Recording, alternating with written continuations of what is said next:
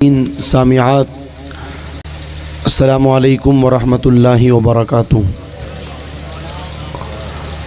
الحمد للہ رب العالمین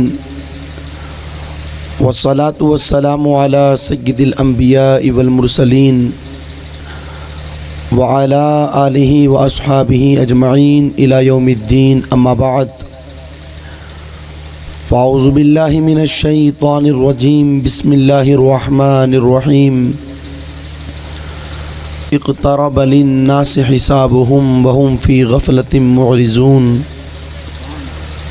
صدق اللہ العظیم وبلغنا رسولہ النبی الامین المتین المعین الکریم، ونحن علی ذلک لمن الشاہدین والشاکرین والذاکرین والحمد للہ رب العالمین۔ عزیزان ملت اسلامیہ،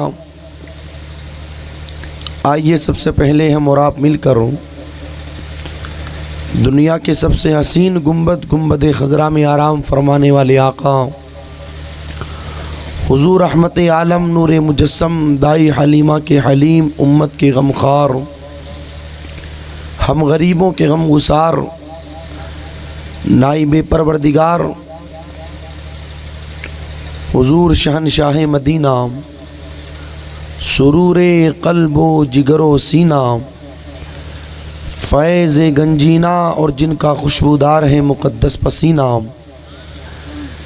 ایسا خوشبودار میرے امام نے کہا ان کی مہک نے دل کے غنچے کھلا دیے ہیں، ان کی مہک نے دل کے غنچے کھلا دیے ہیں، جس راہ چل دیے ہیں کوچے بسا دیے ہیں۔ یعنی جناب احمد مجتبیٰ محمد مصطفیٰ صلی اللہ علیہ وسلم کی بارگاہ مقدسہ میں اس عقیدے کے ساتھ کہ ہم یہاں سے پکارے وہاں وہ سنے، ہم یہاں سے پکارے وہاں وہ سنے، مصطفیٰ کی سماعت پہ لاکھوں سلام، دور و نزدیک کے سننے والے وہ کان لعل کرامت پہ لاکھوں سلام۔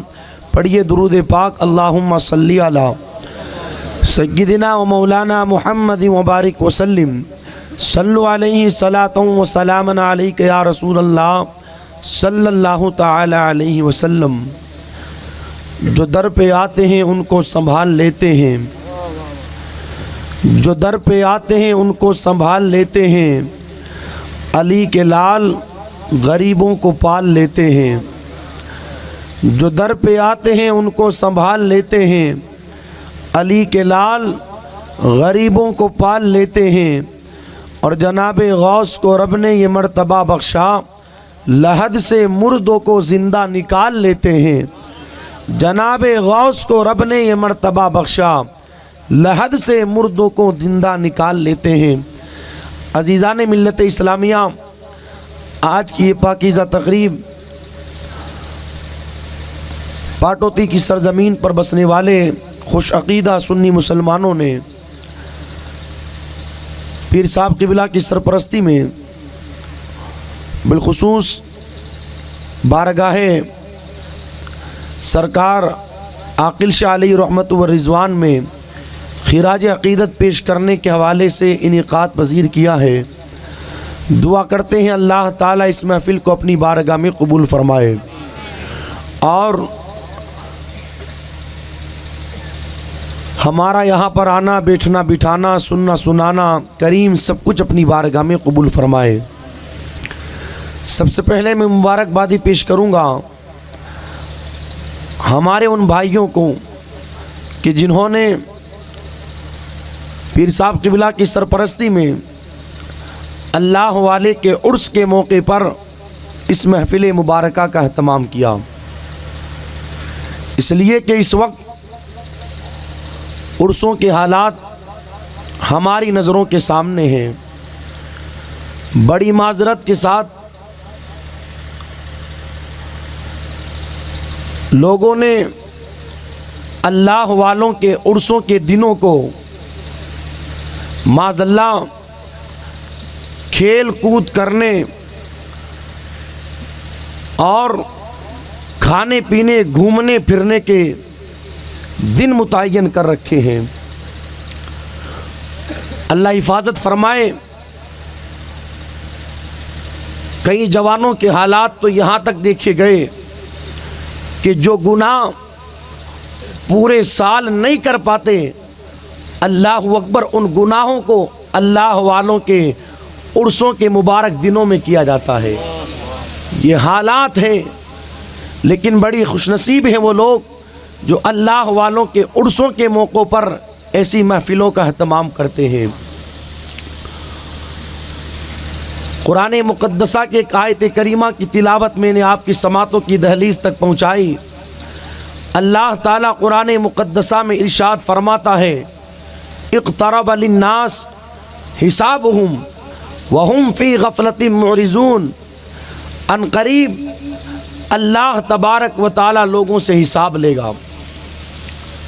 وهم فی غفلۃ معرضون، لیکن انسان غفلت میں اپنے چہروں کو پھیرے ہوئے ہیں۔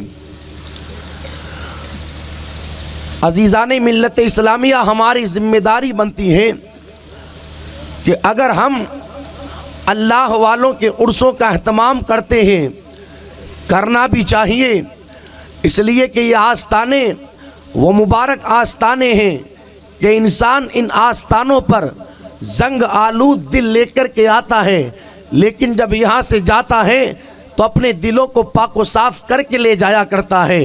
یہ وہ آستانے ہیں کہ انسان جب ان آستانوں پر حاضریاں لگاتا ہے، اس وقت اللہ اکبر گناہوں کے اندر چور رہتا ہے، لیکن جب یہاں پر اللہ کی بارگاہ میں ان کے وسیلے سے دعا کی جاتی ہے، رب کی بارگاہ میں ان کے وسیلے سے معافیہ طلب کی جاتی ہے، انسان پھر جب یہاں سے پلٹتا ہے تو ایسے پاک و صاف ہو کر کے پلٹتا ہے کہ روایتوں میں آتا ہے جیسے انسان آج ہی ماں کے پیٹ سے پیدا ہوا ہو۔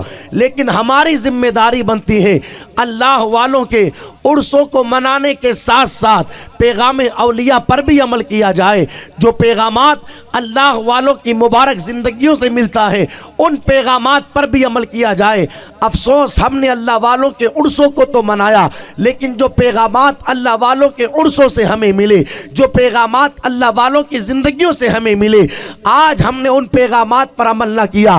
افسوس، صد افسوس، حالات آپ نے بھی دیکھے ہوں گے۔ انسان اپنے مکان سے ایک اللہ والے کے عرس کے حوالے سے 3 دن کے لیے نکلا، اب حالت یہ ہے اس کی 3 دن کے لیے اپنے گھر سے اللہ والے کے بارگاہ میں حاضری لگانے کے لیے نکلا، واپس پلٹ کر کے 3 دن کے بعد آیا۔ ایمانداری سے اس سے پوچھا جائے 3 دن تک تم اپنے گھر سے باہر رہے، اللہ والے کے عرس کے موقع پر تم وہاں پر تشریف لے گئے، لیکن ایمانداری سے بتانا ان 3 دنوں کے اندر تم نے کتنی دیر صاحب مزار کے قریب بیٹھ کر کے قرآن کی تلاوت کی، کتنی مرتبہ تم نے ان کی بارگاہ میں بیٹھ کر کے مدینے والے پر درود پڑھا، کتنی مرتبہ تم نے کلمہ شریف کا ورد کیا۔ ان 3 دنوں کے اندر 15 نمازوں میں سے تم نے کتنی نمازیں ادا کی؟ ایمانداری سے بتایا جائے آخر ان 3 دنوں کے اندر تم نے قرآن کی کتنی تلاوت کی؟ جس وقت بندے سے یہ پوچھا جائے گا، شرم سے اس کا سر جھک جائے گا اور بندہ پانی پانی ہو جائے گا، اس لیے کہ 3 دن کا نام لے کر کے اپنے گھر سے اللہ والے کے عرس میں آنے والے کا حال یہ رہتا ہے کہ مشکل سے 5 یا 7 منٹ وہاں پر حاضری لگاتا ہے، اور باقی سارا کا سارا وقت کھیل کود کی نظر کر دیا جائے، کھانے پینے کی نظر کر دیا جائے، مستیاں کرنے کی نظر کر دیا جائے، جھولوں میں گھومنے کی نظر کر دیا جائے، غیروں کی بہن بیٹیوں کو تکنے کی نظر کر دیا جائے، چائے کی ہوٹلوں پر بیٹھ کر سگریٹ اور بیڑیاں پھونکنے کی نظر کر دیا جائے۔ انسان بھول جاتا ہے یار میں یہاں پر آیا ہوں اپنے وقت کو ضائع کرنے کے لیے نہیں، اپنی زندگی میں انقلاب پیدا کرنے کے لیے آیا ہوں۔ اس لیے کہ تاریخ بتاتی ہے اللہ والے کی بارگاہیں وہ بارگاہیں ہوا کرتی ہے کہ وہاں پر آنے والا اگرچہ چور رہتا ہے، لیکن جب وہاں سے پلٹتا ہے تو چور بن کر کے نہیں، وقت کا قطب بن کر کے نعرہ تکبیر، نعرہ رسالت، فیضان اولیاء۔ اللہ انسان بھول گیا کہ ان آستانوں پر آنے کا مقصد کیا ہے۔ آج لوگ کہتے ہیں حضرت 15 سال ہو گئے 20 سال ہو گئے پابندی سے ہر مہینے کی 11 تاریخ کو غوث پاک کی نظر کرتا ہوں، ان کے نام کی نیاز کرتا ہوں۔ آج 10 سال ہونے کو آئے، ایک چھٹی مس نہیں ہوئی میری، لیکن پھر بھی میں پریشان، پھر بھی کاروبار کے اندر تنگی، گھر میں بیماریاں۔ میں سوچنے لگا یا اللہ غوث پاک کا غلام آج 15 سال ہو گئے نیاز کرتے ہوئے، ان کی غلامی کا پٹا اپنے گلے میں ڈالے ہوئے، پھر بھی کہتا ہے کہ میں پریشان۔ وہ غوث پاک جو ارشاد فرماتے میرے مرید فکر مت کر، ارے تو اچھا نہیں تو کیا ہوا، میں تو اچھا ہوں۔ وہ غوث پاک جو فرماتے ہیں اگر میرا مرید مشرق میں رہے اور میں مغرب میں رہوں اور وہ مجھے مدد کے لیے پکارے تو میں اس کی مدد کو آ جائے۔ سبحان اللہ۔ وہ غوث اعظم جو پکارے، ارشاد فرمائے میرا ہاتھ اپنے مریدوں پر ایسے ہے جیسے زمین پر آسمان ہے۔ وہ غوث اعظم کہ جن کی بارگاہ میں آ کر کے اگر فریاد کی جائے تو 12 سال کی ڈوبی ہوئی کشتی کو پار لگا دیا جائے۔ سبحان اللہ۔ وہ غوث اعظم، ان کا ماننے والا اللہ اکبر یہ کہے کہ میں پریشان۔ افسوس دوستو، ہم نے غوث پاک کی غلامی کا دعویٰ تو کیا، غوث پاک کی نیاز تو کی، لیکن پیغام غوث اعظم پر عمل نہ کیا، مشن غوث اعظم کو نہ اپنایا۔ ورنہ جو لوگ صحیح معنوں میں غوث اعظم کے غلام بن کر کے زندگی گزارتے ہیں، ان کے بارے میں سرکار غوث اعظم فرماتے ہیں ایک مرتبہ میری ملاقات جہنم کے داروغہ سے ہوئی تو میں نے کہا کوئی میرا مرید تو نہیں آیا؟ کہنے لگا سرکار اب تک تو نہیں آیا۔ غوث اعظم فرماتے ہیں خدا کی قسم جو سچا میرا غلام ہوگا اسے قیامت تک میں آنے بھی نہیں دوں گا۔ واہ واہ۔ جو صحیح معنوں میں غوث پاک کا غلام بن کر کے زندگی گزارے، لیکن ہم بھول گئے کہ ان آستانوں پر آنے کا مقصد کیا ہے دوستو۔ یہ وہ بارگاہیں ہیں، پیغمبر اسلام صلی اللہ علیہ وسلم تشریف لے جا رہے ہیں، پیچھے صحابہ کا مجمع۔ ایک پہاڑ آیا، میرے آقا نے ارشاد فرمایا صحابہ جو اس پہاڑ پر چڑھ جائے گا اللہ تعالیٰ اس کی مغفرت فرما دے گا۔ اب جب میرے آقا نے کہہ دیا تو صحابہ نے یہ نہ پوچھا کیوں، کس لیے، کیا وجہ ہے، بس مدینے والے نے کہہ دیا اس پر عمل کر لیا جائے۔ صحابہ دوڑے اور دوڑ کر کے اس پہاڑ پر تشریف لے گئے، کچھ دیر وہاں پر بیٹھے، واپس آ گئے، عرض کرنے لگے یا رسول اللہ علیہ الصلاۃ والسلام راستے میں کوئی ایک پہاڑ تو نہیں آیا، کہیں پہاڑ آئے، لیکن کیا وجہ ہے؟ آپ نے کسی پہاڑ کے بارے میں کچھ نہ کہا، لیکن جب یہ پہاڑی آئی آپ نے ارشاد فرمایا جو بندہ اس پہاڑی پر چڑھ جائے گا اللہ تعالیٰ اس کی مغفرت فرما دے گا۔ آخر کیا وجہ ہے اس پہاڑی کو یہ مرتبہ ملا، یہ مقام ملا؟ اب سنیے گا مدینے والے کا ارشاد، میرے آقا صلی اللہ علیہ وسلم نے ارشاد فرمایا صحابہ بات دراصل ایسی ہے کہ پچھلے نبیوں کی امت کے کچھ ولی ادھر سے گزر رہے تھے اور گزرتے ہوئے انہوں نے تھوڑی دیر کے لیے اس پہاڑی پر قیام کیا، اللہ تبارک و تعالیٰ نے ان کے قیام کرنے کی برکت سے اس پہاڑی کو وہ مقام اور وہ مرتبہ عطا کیا کہ اگر بندہ تھوڑی دیر کے لیے اس پہاڑی پر آ کر کے بیٹھ جائے تو اللہ تعالیٰ اس بندے کی مغفرت فرما دیتا ہے۔ مجھے بتایا جائے یار پچھلے نبیوں کی امت کے کچھ ولی اگر کسی پہاڑی پر تھوڑی دیر کے لیے آ کر کے بیٹھ جائے تو وہ جگہ مقام مغفرت بن جاتی ہے۔ اور مجھے بتایا جائے جن جگہوں پر مدینے والے کی امت کے ولی صرف بیٹھے نہیں قیامت تک کے لیے لیٹ جائے تو ان جگہوں کی عظمتوں کا عالم کیا ہوگا۔ میرے آقا کی حدیث ارشاد فرماتی ہے کہ مومن کی قبر جنت کے باغوں میں سے ایک باغ ہوا کرتا ہے۔ سبحان اللہ، نعرہ تکبیر، نعرہ رسالت، فیضان اولیاء۔ واہ واہ، بہت اچھا، بہت اچھا۔ اللہ والے کا مزار جنت کے باغوں میں سے ایک باغ ہے۔ لیکن افسوس میری قوم کے جوانوں پر، جنت کے باغ میں آنے کے بعد بھی اس کی توجہ موبائل کی طرف ہے۔ کوئی آئی پی ایل دیکھ رہا ہے، کوئی گانے سن رہا ہے، کوئی واٹس ایپ چلا رہا ہے، کوئی فیس بک پر غیروں کی بہن بیٹیوں سے باتیں کر رہا ہے، کوئی معاذ اللہ یوٹیوب کا استعمال کر رہا ہے۔ نادان، یہاں پر آنے کے بعد بھی تجھے یاد آئی تو دنیا یاد آئی، یہاں پر آنے کے بعد بھی اگر تجھے یاد آیا تو موبائل یاد آیا۔ کاش کہ تو یہاں پہنچنے کے بعد اپنی توجہ کو ہر طرف سے ہٹا کر کے اللہ تبارک و تعالیٰ کے اس مقدس ولی کی بارگاہ میں خراج عقیدت پیش کرنے کے حوالے سے ساری توجہ لگا دیتا، رب کی رحمتوں کا نزول ہوتا۔ رب کریم تیری بخشش و مغفرت فرما۔ واہ سبحان اللہ، حق بدلے دوستو، بدلے اپنے آپ کو، مقصد سمجھے کہ آستانوں پر آنے کا مقصد کیا ہے۔ واہ واہ واہ، جتنے لوگ یہاں پر بیٹھے ہیں آپ جا کر کے دیکھیں، اس سے کئی زیادہ لوگ آپ کو باہر ٹہلتے ہوئے نظر آئیں گے۔ پوچھیں ان سے جا کر کے کہ ہم ٹہلنے کے لیے آئے تھے؟ سال میں ایک بار اللہ والے کا عرس آتا ہے، ان مبارک دنوں کو بھی ہم نے ضائع کر دیا معاذ اللہ۔ ورنہ لوگ انتظار کرتے ہیں، انتظار کب اللہ والے کا عرس آئے گا اور کب جا کر کے ان کے وسیلے سے بارگاہ خدا میں دعا کی جائے گی۔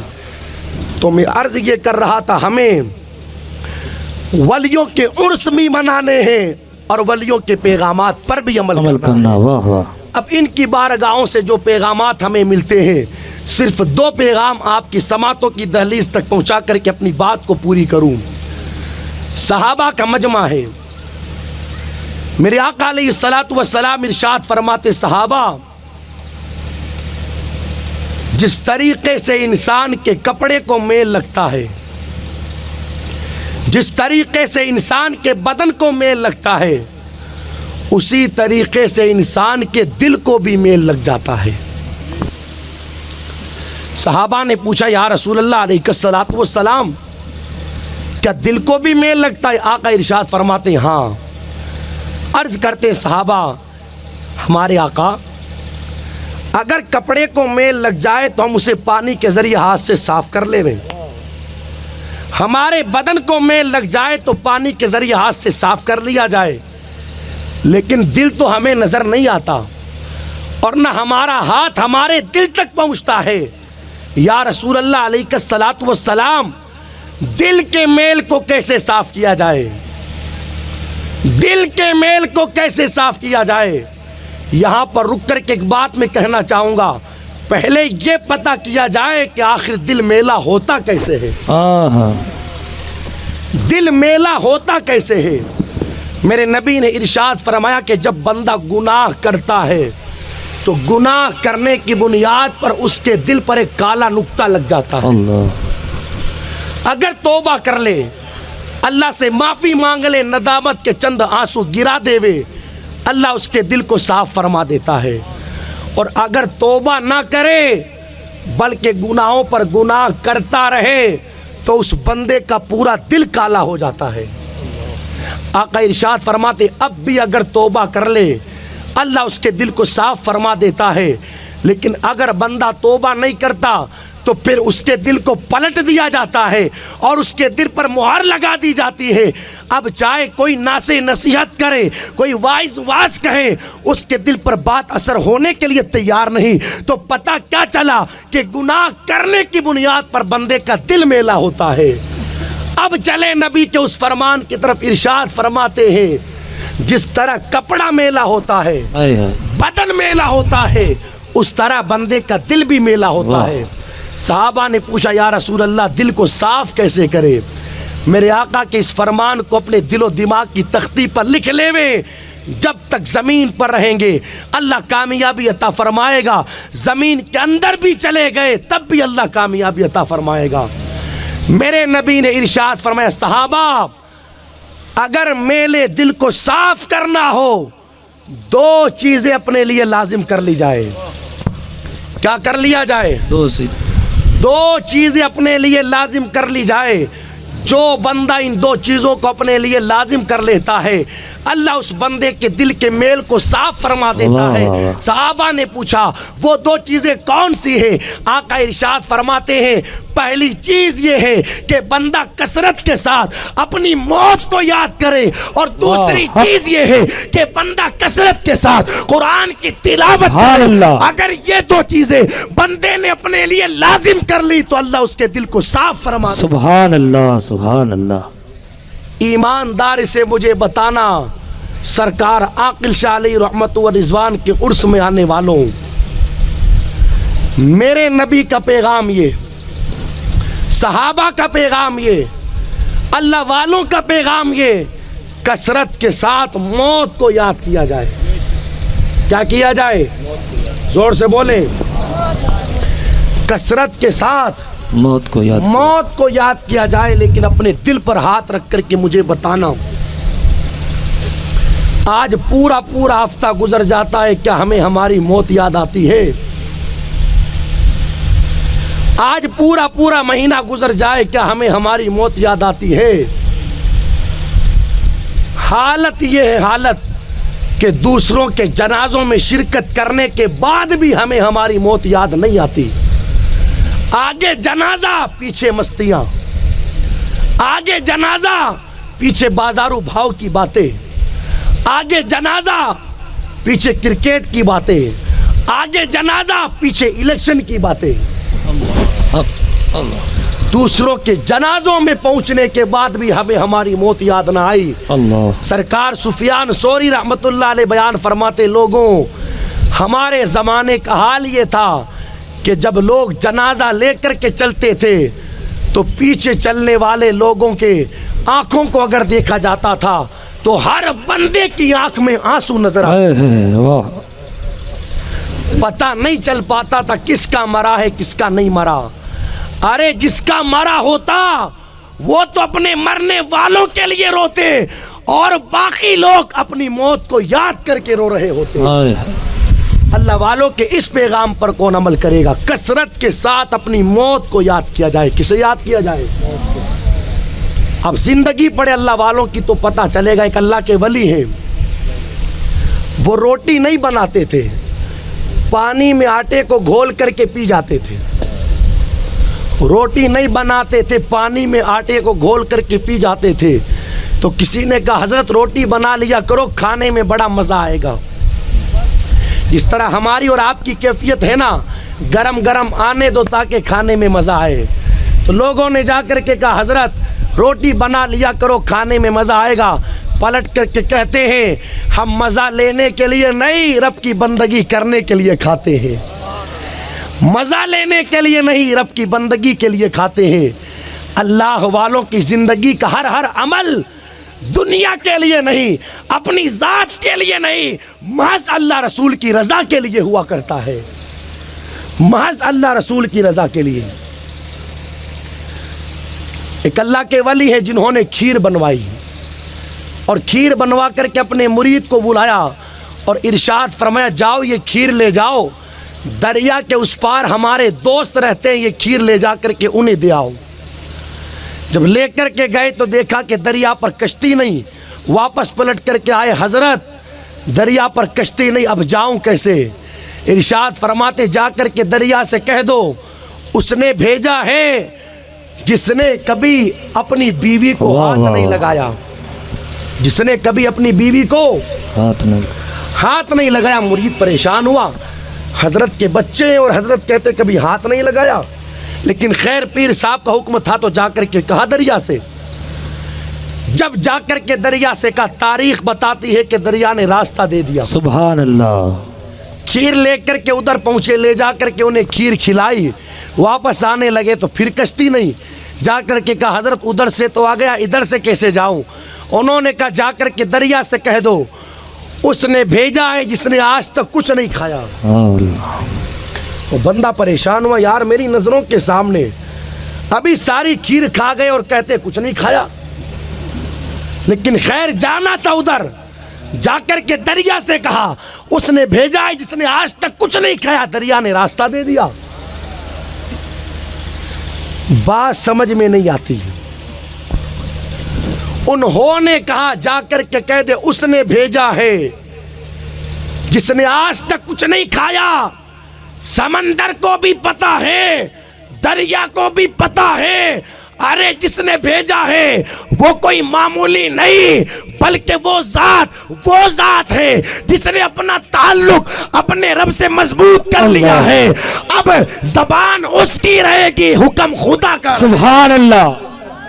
زبان اس کی رہے گی, حکم خدا کا رہے گا. آ کر کے کہا تو پھر دریا نے راستہ دے دیا. اپنے پیر کی بارگاہ میں آئے اور آ کر کے کہنے لگے سرکار بات سمجھ میں نہیں آئی, آپ نے ادھر سے بھیجا, یہ کہہ کر کے بھیجا اس نے بھیجا ہے, اس نے کبھی بیوی کو ہاتھ نہیں لگایا حالانکہ آپ کے بچے ہیں. ادھر سے انہوں نے بھیجا تو یہ کہہ کر کے بھیجا اس نے بھیجا, اس نے آج تک کچھ نہیں کھایا. انہوں نے میری نظروں کے سامنے کھیر کھائی. اب جواب سنیے. ارشاد فرماتے میرے مرید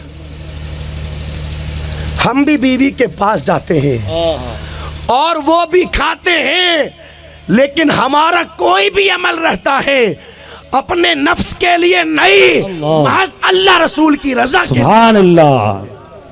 تو پتہ کیا چلا, اللہ والوں کا ہر عمل اللہ رسول کی رضا کے لیے ہوتا ہے. تو کسی نے کہا حضرت آٹے کو گھول کر کے پیتے ہو, روٹی بنا لیا کرو تو مزہ آئے گا. ارشاد فرماتے ہیں جتنا ٹائم میں روٹی بنانے میں خرچ کروں گا اتنے ٹائم میں رب کا ذکر کر کے آخرت کی تیاری کروں گا. سبحان اللہ. اس پیغام پر کون عمل کرے گا؟ ان چیزوں کی طرف کون توجہ دے گا؟ وہ تو روٹی بنانے کے وقت کو بھی آخرت کی تیاری کے اندر لگایا کرتے تھے. لیکن ایمانداری سے بتانا آج ہمارے 3 گھنٹے اس موبائل کے چکر میں برباد ہو رہے ہیں. ایسے گیم آئے مارکیٹ کے اندر, ایک بار بندہ انٹری کر لے تو 3 گھنٹے تک باہر نکل نہیں سکتا. لوگوں نے بتایا گیم چلا جسے PUBG گیم کہتے ہیں, اور بڑی کثرت کے ساتھ میری قوم معاذ اللہ بالخصوص نوجوان اس گیم کے اندر ملوث ہے. 3 گھنٹوں تک موبائل کی اسکرینوں کے سامنے بیٹھ کر کے اس گیم کے چکر کے اندر اپنی زندگی کو تباہ کیا جاتا ہے. آپ دیکھیں نا, 2 گھنٹے 1.5 گھنٹہ 1 گھنٹہ معاذ اللہ واٹس ایپ اور فیس بک کے چکر میں برباد کر دیا جاتا ہے. حالانکہ اللہ والوں کی زندگیوں کا حال تو یہ ہے روٹی بنانے کے وقت کو بھی آخرت کی تیاری کے اندر لگایا کرتے تھے. تو پہلی چیز ہمیں کثرت کے ساتھ اپنی موت کو یاد کرنا ہے. آج جس شہر میں جاؤ, جس شہر میں لوگوں کا یہی کہنا حضرت کیا بتائیں, چاہے مرد ہو چاہے عورت, چاہے بچہ ہو چاہے جوان, چاہے قوم کا بوڑھا, جسے دیکھا جائے وہ گناہوں میں ملوث. بیاج کے حوالے سے میری قوم کثرت کے ساتھ گناہوں میں گرفتار. شراب کا استعمال قوم مسلم کا جوان بڑی کثرت کے ساتھ کرتا ہے معاذ اللہ. نشوں میں جوؤں میں اپنی زندگی کو تباہ و برباد کیا جا رہا ہے. ہر جگہ کے یہ حالات, کبھی سوچا آپ نے کہ آخر وجہ کیا ہے اس کی؟ آخر وجہ کیا؟ جسے دیکھا جائے وہ گناہوں میں ملوث. ہم نے بیٹھ کر کے سوچا اور جو نتیجہ ہماری نظروں کے سامنے نکل کر کے آیا وہ یہ ہے کہ آج میری قوم نے اپنی موت کو یاد کرنا بند کر دیا. ورنہ جب تک لوگوں کے ذہنوں میں موت کا تصور تھا پھر ان کا وقت گناہوں میں برباد نہیں ہوتا تھا, رب کی بارگاہ میں مصلی پر لگایا جاتا تھا. سبحان اللہ. پھر انسان اپنے وقت کو گناہوں میں نہیں لگاتا تھا, قرآن کی تلاوت میں گزارا کرتا تھا. اپنے رب کو راضی کرنے کے لیے پوری رات مصلی پر آ کر کے اللہ اکبر اپنی آنکھوں سے آنسو گرا کر کے اپنے رب کو منایا کرتا. سبحان اللہ سبحان اللہ. یہ شان تھی لوگوں کی کب تک؟ جب تک لوگ اپنی موت کو یاد کرتے تھے. سرکار عاقل شاہ علیہ رحمت و رضوان کے عرس میں آنے والوں ایک پیغام میں دینا چاہوں گا. رات کو سوئے نہ ہم سوئے تو سوتے وقت اپنی موت کو یاد کریں. کسے یاد کریں؟ موت کو یاد کرے، گھر کی لائٹیں بند ہو جائیں، سارے افراد سو جائیں، اپنے چہرے پر چادر ڈالی جائے اور عالم تصور میں آنکھیں بند کر کے یہ سوچا جائے یا اللہ آج تو 15x15 کے کمرے میں لیٹا ہوں، ایک دن وہ آئے گا 15x15 کا کمرہ نہ ہوگا، قبر کی تاریک کوٹھری ہوگی۔ اللہ، آج تو میرے نیچے چارپائی بھی لگی ہے، روئی کے بھرے ہوئے نرم نرم گدے بھی بچھے ہیں، لیکن ایک زمانہ وہ بھی آنا ہے نہ چارپائی ہوگی نہ گدے ہوں گے، بلکہ نیچے بھی مٹی ہوگی اوپر بھی مٹی ہوگی، دائیں بھی مٹی ہوگی بائیں بھی مٹی ہوگی، آگے بھی مٹی ہوگی پیچھے بھی مٹی ہوگی۔ آج تو بیٹا بھی پاس میں ہے، بھائی بھی پاس میں ہے، بچے بھی پاس میں ہیں، سارے رشتہ دار پاس میں ہیں، لیکن ایک دن وہ بھی آنا ہے، نہ بیٹا پاس میں ہوگا، نہ بھائی پاس میں ہوگا، نہ بیوی پاس میں ہوگی، نہ ماں باپ پاس میں ہوں گے، کوئی میرے پاس نہ ہوگا، مجھے اپنی زندگی کا حساب اکیلے دینا ہوگا۔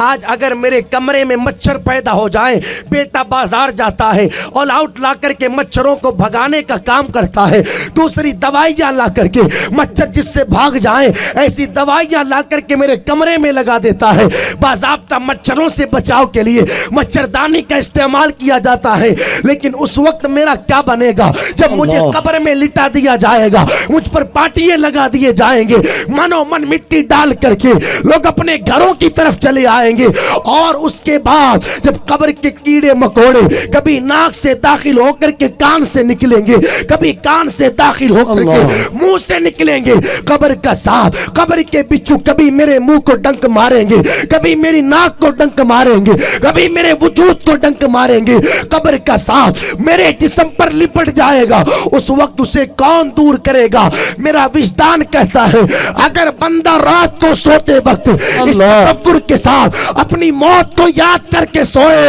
میرا وجدان کہتا ہے پھر اسے نماز فجر کے لیے کسی الارم کی ضرورت نہیں پڑے گی، بلکہ اذان فجر سے پہلے خود اس کی آنکھ کھل جائے گی اور بندہ مسجد میں جا کر کے رب کو یاد کرتا ہوا نظر آئے گا۔ اس لیے کہ ہم نے دنیا میں دیکھا ہے جس کی نظروں کے سامنے 10ویں کلاس کا ایگزام ہو اسے نہ کھانا اچھا لگے، نہ پینا اچھا لگے، نہ رات کو سونا اچھا لگے، یار جس کے سامنے 10ویں کا ایگزام ہو اسے نیند نہیں آتی، تو جس کے سامنے قبر کا امتحان ہو بھلا اس بندے کو اذان فجر کے وقت بستر پر کیسے نیند آئے گی؟ اللہ، پہلی چیز یہ پیغام اللہ والوں نے دیا۔ آپ پڑھیں سیرت اللہ والوں کی، کئی بزرگوں کی زندگیاں پڑھی گئی، وہ اپنے حجرے میں قبر بنا کر کے رکھتے تھے، اللہ، قبر بنا کر کے رکھتے، اور کئی مرتبہ اس میں اترتے، اللہ، اور اتر کر کے تھوڑی دیر لیٹتے پھر باہر آتے۔ اللہ، کسی نے کہا حضرت ایسا کیوں کرتے ہو؟ جواب سنیں، ارشاد فرماتے ہیں آخر کار جس گھر میں جانا ہے جانے سے پہلے اس گھر کی تیاری کی جاتی ہے۔ ان چیزوں سے آج ہم کوسوں دور۔ پہلی چیز کثرت کے ساتھ اپنی موت کو یاد کرے۔ کسے یاد کرے؟ موت کو یاد کرے۔ دوسری چیز میرے آقا ارشاد فرماتے لوگوں کثرت کے ساتھ قرآن کی تلاوت کی جائے۔ کیا کیا جائے؟ ہو سکتا ہے میری گفتگو کسی کو اچھی لگے نہ لگے، اس لیے کہ لوگوں نے آج جلسوں کا مقصد کانوں کا چسکا پورا کرنا سمجھ رکھا ہے۔ ایسے گویے بلا لیے جائیں جو معاذ اللہ گانوں کی طرز میں نعتیں پڑھ کر کے چلیے جائے اور میری قوم بہوائی کر دے بڑا زوردار جلسہ ہوا تھا۔ یاد رکھیے گا جلسے کانوں کے چسکے کو پورا کرنے کے لیے نہیں ہوتے، جلسے کھیل کود کرنے کے لیے نہیں ہوتے، جلسے چند نعرے لگا دینے کے لیے نہیں ہوتے۔ تاریخ پڑھی جائے میرے مصطفیٰ نے ان جلسوں کی شروعات اس لیے کی تھی تاکہ بندہ جلسے میں آ کر کے دین کی بات سیکھ۔ سبحان اللہ، واہ واہ واہ، حق، دین کی بات سیکھنے کے لیے ان جلسوں کی شروعات کی گئی تھی۔ ہم نے بھلا دیا کہ جلسوں کا مقصد کیا ہے۔ یہ باتیں ہونی چاہیے جلسوں کے اندر۔ جی جی، ایک بار سبحان اللہ کہہ دو تو جنت مل جائے، اتنی آسان ہے جنت۔ اگر ایک بار سبحان، میں انکار نہیں کرتا سبحان اللہ کی فضیلت اپنی جگہ، یار نمازوں کا پتہ نہیں 40 سال ہو گئے مسجد دیکھے ہوئے، اور ایک بار سبحان اللہ کہنے سے تجھے جنت مل جائے گی؟ فضیلت اپنی جگہ، مرتبہ سبحان اللہ کا اپنی جگہ، عظمتیں اپنی جگہ. اگر ایک بار سبحان اللہ کہنے سے ہی کام ہوتا، وہ بغداد کا تاجدار بریلی کے قلندر نے کہا قسمیں دے دے کے کھلاتا ہے پلاتا ہے تجھے پیارا اللہ تیرا چاہنے والا تیرا. واہ واہ. وہ غوث اعظم 40 سالوں تک عشاء کے وضو سے فجر پڑے، واہ. اور تو چاہتا ہے ایک بار سبحان اللہ میں تیرا کام ہو جائے. 15 سال تک حضور غوث اعظم نے ایک پاؤں پر زور دے کر کے پوری رات قرآن کی تلاوت کی ہے. سرکار غریب نواز جنہوں نے اکھنڈ بھارت میں 90 لاکھ سے زائد لوگوں کو کلمہ پڑھایا. واہ واہ سبحان اللہ. ہمارا تو پورا مہینہ گزر جائے ہمیں قرآن یاد نہیں آتا. سرکار غریب نواز کی زندگی پڑھی جائے، سرکار غریب نواز پر ڈے 2 قرآن ختم کیا کرتے. سبحان اللہ. پر ڈے 2 قرآن مکمل کرتے تھے پر ڈے. سرکار غریب نواز رضی اللہ تعالیٰ عنہ ایک بار وضو کر رہے تھے اور دوران وضو انگلیوں کا خلال رہ گیا، چھوڑا نہیں، چھوٹ گیا. آواز آئی معین الدین ہم سے محبت کا دعویٰ بھی کرتے ہو اور ہماری سنتوں کو بھی چھوڑ دیتے ہو. اللہ. واہ. تاریخ بتاتی ہے وہ دن تھا اور میرے خواجہ کے وصال کا دن تھا. پھر پوری زندگی کبھی سرکار غریب نواز نے دوران وضو انگلیوں کا خلال ترک نہیں کیا. اللہ. اور آج ہمارا حال، یہ سنتیں تو بات کی بات، آقا کی عظیم سنتیں، داڑھی عظیم سنت، معاذ اللہ اس عظیم سنت کو آج میری قوم کا جوان پابندی سے ہر جمعہ نائی کی دکان پر جا کر کے نالیوں کے حوالے کر دیتا ہے. ہمارے شادی بیاہ کے معاملات دیکھے جائے معاذ اللہ، مدینے والے کی عظیم سنت جسے نکاح کہا جاتا ہے، واہ واہ. اس عظیم سنت پر عمل کرنے کے لیے طریقہ ہم معاذ اللہ غیروں کا اپناتے ہیں. ایک سنت کو ادا کرنے کے لیے بندہ جاتا ہے اور 50 سنتوں کا معاذ اللہ جنازہ نکالتا ہوا نظر آتا ہے. ایسے کام نہیں چلتا پیارے. تو عرض یہ کر رہا تھا، دوسری چیز میرے آقا نے ارشاد فرمایا لوگوں اگر دل کا میل صاف کرنا ہو کثرت کے ساتھ قرآن کی تلاوت کی جائے. کیا کیا جائے؟ قرآن کی زور سے تلاوت. بولیں اور زور سے، کثرت کے ساتھ قرآن کی تلاوت. پھاٹوتی کی سرزمین پر رہنے والوں اور گرد و نواح سے آنے والوں، پھر میں پوچھنا چاہوں گا ایمانداری سے بتانا، میرا نبی تو کہے لوگوں کثرت سے قرآن پڑھو. آج پورا ہفتہ گزر جاتا ہے کیا ہمیں قرآن یاد آتا ہے؟ پورا مہینہ گزر جائے کہ ہمیں قرآن یاد آتا ہے؟ معاف کیجئے گا معاف. حالت یہ حالت عمر 40 سال 50 سال 60 سال کی ہونے کو آئی لیکن ابھی بندے کو قرآن پڑھنا نہیں آتا. قرآن پڑھنا نہیں آتا. قرآن پڑھنا اور قرآن پڑھنا یہ ایک الگ عنوان. حالت یہ حالت 23 سال 25 سال کے جوانوں کو پہلا کلمہ پڑھنا نہیں آتا. پہلا کلمہ پڑھنا نہیں آتا. پہلا کلمہ جب شادیوں کے موقعوں پر نکاح پڑھانے کے لیے جانا ہوتا ہے 5 مرتبہ پڑھایا جائے پھر بھی کلمہ درست ہونے کے لیے تیار نہیں. آپ پڑھاؤ لا الہ الا اللہ تو جناب پڑھتے الہ الہ الا اللہ. یہ پتہ نہیں الف کہاں سے لگایا. عمر 25 سال 30 سال لیکن پہلا کلمہ پڑھنا نہیں آتا. جسے پہلا کلمہ نہیں آتا اسے کیا قرآن آتا ہوگا؟ کتنی شرم کی بات. وہ قرآن جس کی عظمتوں کا عالم یہ ہے کل صغیر و کبیر مستتر، ہر چھوٹی بڑی چیز کا علم قرآن میں پوشیدہ. وہ قرآن ولا رتب ولا یابس الا فی کتاب مبین، کوئی خوشکوتر ایسا نہیں جس کا علم قرآن میں نہ ہو. وہ قرآن جس کی عظمتوں کا عالم یہ ہے.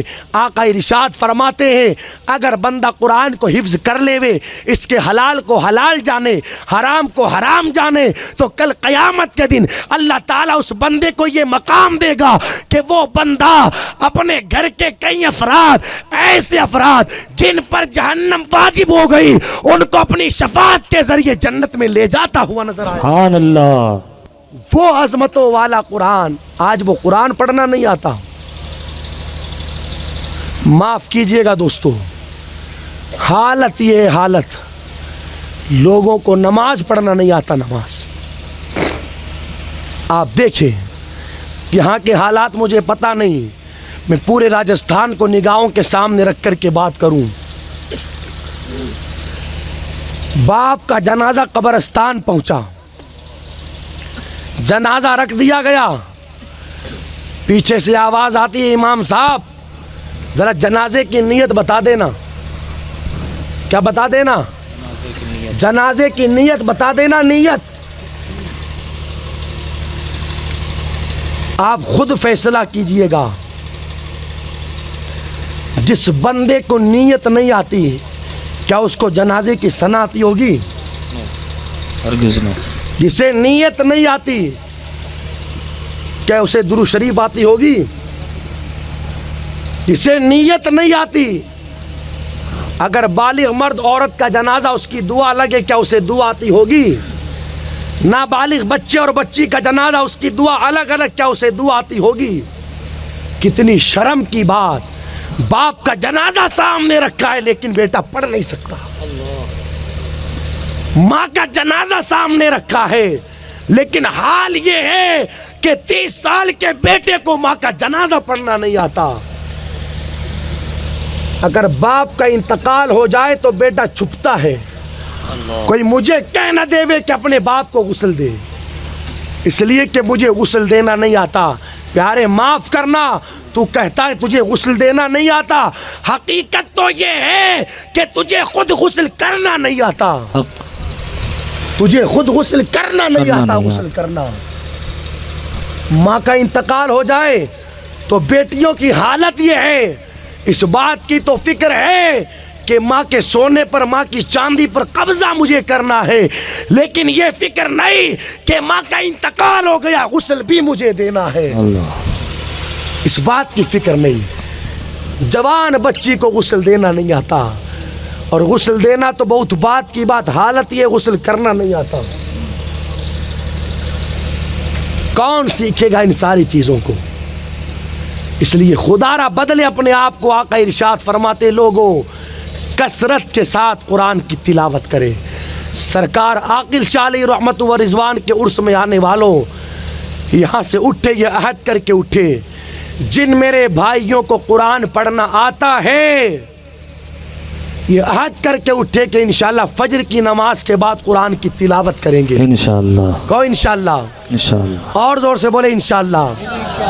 اور جنہیں قرآن پڑھنا نہیں آتا وہ یہ ارادہ کر کے اٹھے کہ انشاءاللہ عشاء کی نماز کے بعد یا کسی اور وقت میں ہمیں جیسے بھی ٹائم ملے گا, 15 منٹ, 20 منٹ, 25 منٹ, اپنی مسجد کے امام صاحب کے پاس آ کر کے ہم قرآن کی تلاوت سیکھیں گے. کہو انشاءاللہ. لوگوں کی حالت یہ ہے, لوگوں کی اگر کہا جائے نا پیارے قرآن سیکھ لے, تجھے قرآن پڑھنا نہیں آتا, آجا نماز کا طریقہ سیکھ لے, تجھے نماز نہیں آتی, مولانا میرے پاس تو ٹائم ہی نہیں, کیسے آؤں میں, اتنے بیزی ہو گئے ہمارے پاس ٹائم نہیں. ایک اللہ والے نے کسی سے کہا چلو بھائی نماز پڑھنے کے لیے, کپڑے کی تجارت کرتا تھا وہ, تو کہنے لگا حضرت میرے پاس ٹائم ہی نہیں, کیسے جاؤں. جب اس نے یہ کہا نا کہ حضرت ٹائم نہیں, تو اللہ والے نے دکان میں جو کپڑے تھے ان کو اٹھایا اور اٹھا کر کے سونگنا شروع کیا. تو کہنے لگا حضرت کیا کرتے ہو, میرے کپڑے یہ نئے ہیں, میں بیچنے کے لیے لے کر کے آیا ہوں, ان میں بھلا بدبو کہاں سے آئے گی. ارشاد فرماتے ہیں تو کہتا ہے میرے پاس ٹائم نہیں نماز کے لیے, تو میں نے سوچا ارے جس کے پاس نماز کے لیے ٹائم نہیں تو پھر اس کے پاس میں پیشاب پاخانے کے لیے بھی ٹائم نہیں ہوگا، تو لگتا ہے یہیں پر تو کرتا ہوگا، اس لیے کہیں تیرے کپڑوں پر بدبو تو پیدا نہیں ہوگی، اس لیے سونگ رہا ہوں۔ کہنے لگا حضرت نہیں، اس کے لیے تو میں ٹائم نکالتا ہوں، مجھے بتانا ایمانداری سے یار کہ ہمارے پاس بھی پیشاب پاخانہ کے لیے ٹائم نہیں ہے یا نہیں ہے نا؟ اب خود فیصلہ کرے یار، ان چیزوں کے لیے ہمارے پاس ٹائم اور قرآن کی تلاوت سیکھنے کے لیے کوئی ٹائم نہیں۔ اللہ، سب ٹائم ہے، سب ٹائم ہے۔ اگر ٹائم نہ ہوتا تو قوم کا جوان 3 گھنٹے IPL کے چکر میں برباد نہ کرتا، 2 گھنٹے ٹک ٹاک کے چکر میں برباد نہ کرتا۔ اگر ٹائم نہ ہوتا تو واٹس ایپ فیس بک کے چکر میں 2 گھنٹے برباد نہ کیے جاتے۔ اگر ٹائم نہ ہوتا تو قوم کا بوڑھا چائے کی ہوٹل پر بیٹھ کر چائے پینے کے چکر میں، اخبار پڑھنے کے چکر میں 2 گھنٹے برباد نہ کرتا۔ ٹائم سب کے پاس، لیکن افسوس سب کے لیے ٹائم ہے، رب رسول کے لیے ٹائم نہیں۔ سب کے لیے ٹائم ہے، اپنے کریم کے لیے ٹائم نہیں۔ مجھے بتانا ایمانداری سے اپنے دل پر ہاتھ رکھ کر کے، 24 گھنٹے ہمارے پاس رات دن کے ملا کر کے ہوتے ہیں، کہ ہم نے سب کے لیے ٹائم نہیں نکالا؟ باضابطہ لوگ لکھ کر کے رکھتے ہیں، اتنے بجے سے اتنے بجے تک مجھے کاروبار کرنا ہے، اتنے بجے سے اتنے بجے تک بیوی بچوں کے پاس رہنا ہے، اتنے بجے سے اتنے بجے تک دوستوں کی انجمن میں بیٹھنا ہے، اتنے بجے سے اتنے بجے تک مجھے تفریح کرنا ہے۔ اور اللہ اکبر، اب تو حالت یہ ہے اتنے بجے سے اتنے بجے تک مجھے موبائل چلانا ہے۔ باضابطہ موبائل کے لیے بھی ٹائم نکالا جاتا ہے۔ اور اگر میں یہ کہوں تو میرا کہنا بالکل درست ہوگا کہ اس وقت سب سے زیادہ ٹائم اگر میری قوم کا جوان کسی چیز کو دے رہا ہے تو اسے موبائل کہتے ہیں۔ جی، ایک بار اپنی جیب سے نکال لیا جائے، جب تک 25 منٹ آدھا گھنٹہ نہ گزر جائے تب تک واپس جیب میں نہیں جاتا۔ یار ایک مشین کے لیے ہمارے پاس ٹائم، جس کی کوئی اوقات نہیں، اور جس رب نے ہمیں پوری زندگی دی، جس مدینے والے کے صدقے میں ہمیں پورا وجود ملا، ہمیں سب کچھ ملا، رب رسول کے لیے کوئی ٹائم نہیں۔ دوستو بدلو اپنے آپ کو۔ 5 نمازوں کا ٹائم مشکل سے 1.5 گھنٹہ ہوتا ہے۔ کتنا گھنٹہ؟ اگر جوڑے نا ہم بیٹھ کر کے، مشکل سے 5 نمازوں کا ٹائم 1.5 گھنٹہ ہوتا ہے۔ یار 24 گھنٹوں میں ہم نے سب کے لیے ٹائم نکال رکھا ہے، کیا 1.5 گھنٹہ ہمارے پاس رب کی بندگی کے لیے نہیں؟ ہماری ماں بہنوں کو دیکھو، وہ بھی کہتی ہے مولانا ہمارے پاس ٹائم نہیں، حالانکہ ان کے پاس ٹائم ہے، لیکن سیریل دیکھنے کے لیے ٹائم ہے، ٹی وی کی اسکرین کے سامنے بیٹھ کر کے فلمیں دیکھنے کے لیے ٹائم ہے، سہیلیوں کی محفلوں میں بیٹھ کر کے معاذ اللہ دوسروں کی غیبتیں کرنے کے لیے، جھوٹ بولنے کے لیے، گناہوں بھری زندگی گزارنے کے لیے اگر ٹائم نہیں تو ان کے پاس بھی رب رسول کے لیے ٹائم نہیں۔ حالات دیکھیں آپ، جب سے قوم کی بیٹیوں نے اپنی زندگی گناہوں میں گزارنا شروع کی، ریزلٹ ہماری نظروں کے سامنے، اور تاریخ بتاتی ہے جب تک مائیں اپنی زندگی رب رسول کی رضا کے مطابق گزارتی تھی، پیدا ہونے والے بیٹے کی شان یہ رہتی تھی کہ اگر بیٹا دلی کی سرزمین پر خاموشی کے ساتھ چلتا، جو بندہ چہرہ دیکھتا تھا قدموں میں گرتا، کلمہ پڑھ کر کے مسلمان ہوتا ہوا نظر۔ سبحان اللہ۔ یہ شان تھی بیٹوں کی اس وقت تک جب تک مائیں زندگی رب رسول کے لیے گزارتی تھی۔ اس لیے بدلے دوستو اپنے آپ کو، قرآن کی تلاوت کرے۔ میری ماں بہنیں بیٹھی ہیں، میں ان سے بھی گزارش کروں گا تم بھی قرآن کی تلاوت سیکھو، قرآن کی تلاوت کرو، نمازوں کی پابندی کرو، اپنے آپ کو پردے میں رکھو۔ ہاں اگر وقت ملے اس وقت میں مدینے والے پر درود پڑھو۔ سبحان اللہ۔ دل نہیں لگتا تو آقا کی بارگاہ میں درود پڑھا جائے. فائنل بات, اللہ کے ایک ولی ہے نام جن کا حضرت سلیمان جزولی رحمۃ اللہ علیہ, انہوں نے ایک درود کی کتاب لکھی. کیا لکھی؟ درود کی کتاب. درود کی کتاب. اس کتاب کا حال یہ ہے کہ ابتدا سے لے کر کے انتہا تک اس میں درود ہی درود. واہ سبحان تو اللہ. کسی نے پوچھا حضرت پوری کتاب ہی درود پر لکھ دی, وجہ کیا ہے؟ جواب سنیے گا حضرت کا. ارشاد فرماتے بات دراصل ایسی ہے, ایک بار میرا گزر کسی راستے سے ہو رہا تھا, چلتے چلتے جنگل آیا, اچانک نماز کا ٹائم ہو گیا, مجھے نماز پڑھنی تھی اور نماز سے پہلے مجھے وضو کرنا تھا اور وضو کے لیے پانی چاہیے. میں کافی پریشان ہوا کہ پانی مل جائے, لیکن پانی کہیں نظر نہیں آیا. تلاش کرتے کرتے مجھے کنواں نظر آیا. کنویں کے قریب گیا, پانی تو ہے لیکن ڈول اور رسی نہیں, پانی نکالوں کیسے؟ کہتے کافی تلاش کی لیکن نہ ڈول ملا نہ رسی ملی. اسی کنویں سے مس ایک کچا سا مکان تھا, جس مکان کی چھت کے اوپر 6-7 سال کی چھوٹی سی بچی ٹہل رہی تھی. وہ بچی کہنے لگی بابا جی کیا ہوا, کیوں پریشان ہو؟ سلیمان جزولی کہتے میں نے کہا بیٹی مجھے نماز پڑھنی ہے اور نماز سے پہلے وضو کرنا ہے اور وضو کے لیے پانی چاہیے. کنواں تو ہے میرے سامنے لیکن ڈول رسی نہیں, پانی نکالوں کیسے؟ بچی نے کہا تمہارا نام کیا؟ سلیمان جزولی کہتے میں نے اس سے کہا میرا نام سلیمان بن جزولی ہے. بچی کہنے لگی آپ جیسے اللہ کے ولی اور آپ کو پانی نکالنے کے لیے ڈول رسی کی ضرورت. کہتے ہیں بیٹی لگتا ہے تو نے میری بات کو سمجھا نہیں, مجھے پانی نکالنا ہے. بچی کہنے لگی آپ جیسے اللہ کے ولی کو ڈول رسی کی کیا ضرورت؟ پہلے زمانے کی بچیوں کو بھی پتا تھا اللہ کا ولی رہتا ہے وہ معمولی نہیں رہتا, اس کی شان یہ رہتی ہے کہ زمین پر بیٹھے بیٹھے لوہے محفوظ کا مطالعہ کر لیا کرتا ہے. اس کی شان یہ رہتی ہے اشارہ کر دیتا ہے تو ہاں سمندر کا پانی سمٹ کر کے کوزے میں آ جاتا ہے. پہلے بچیوں کا بھی یہ عقیدہ تھا, انہیں بھی یہ پتا تھا کہ اللہ کے ولیوں کی شان یہ ہوا کرتی ہے کہ اگر زمین پر بیٹھے بیٹھے کسی پر اپنی نظر ڈال دے وے اس بندے کی تقدیر پوری رہتی ہے, تو اللہ اپنے اس مقرب بندے کی نظر کے صدقے میں اس کی تقدیر کو بھلی کر دیتا. سبحان اللہ. نعرہ تکبیر, نعرہ رسالت. واہ. بچی کہنے لگی حضرت آپ کو کیا ضرورت, آؤ میں بتاؤں بغیر ڈول اور رسی کے پانی کیسے جاتا ہے.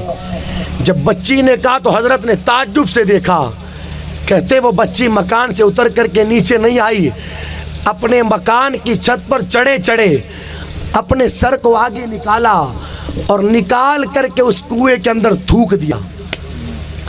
سلیمان جزولی کہتے خدا کی قسم میری نظریں فیصلہ نہیں کر پائی کہ اس کا تھوک کنویں میں پہلے گیا یا کنویں کا پانی نکل کر کے پہلے باہر. واہ.